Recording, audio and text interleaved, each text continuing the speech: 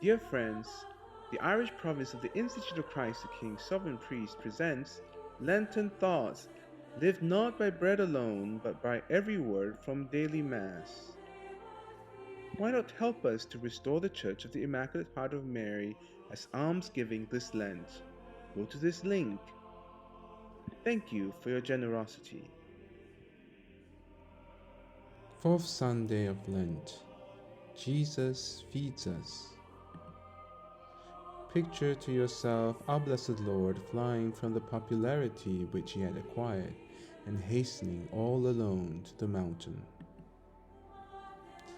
Our Lord fed 5,000 men, along with women and children, with only 5 loaves and 2 fish.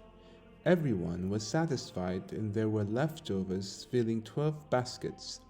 This incredible miracle deeply impressed the people, leading them to recognize his divine power, and they wanted to make him their king by force.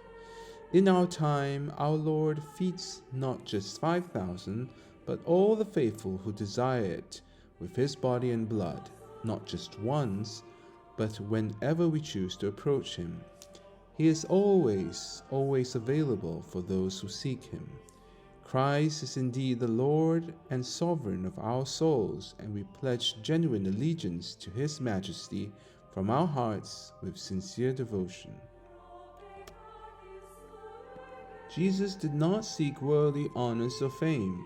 He avoided attention as people avoid insult or trouble, fleeing from it like someone running from enemies.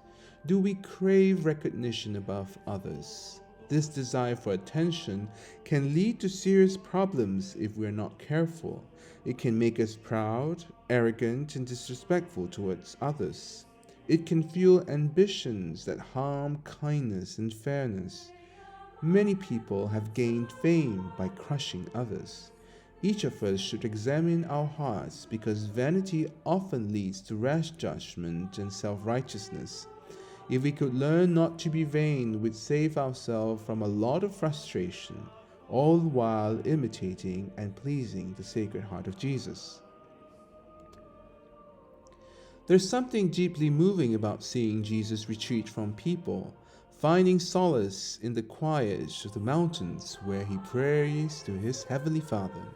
Imagine him kneeling alone, his heart filled with love and a strong desire to fulfill God's plan.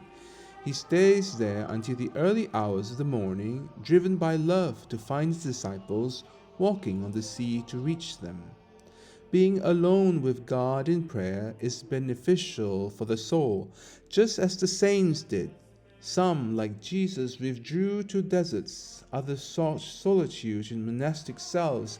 Even those engaged in the busy world found moments for private prayer and reflection, whether in their room or before the Blessed Sacrament. Let's aim for such quiet times when we can talk to God and listen to Him. O my Jesus, you are truly my King. I'll follow your will above all else. I'd rather die than lose my loyalty to you. With your help, I'll control my pride and seek you in moments of silence so nothing distracts me from you. Jesus, aid me by thy grace. From the 11th to the 19th of March, join us for the Novena to Saint Joseph.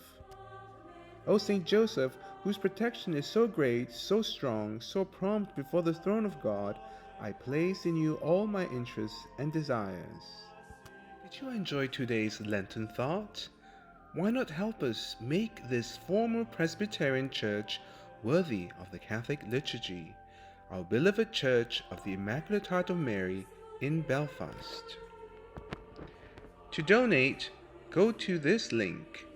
May God bless you for your generosity.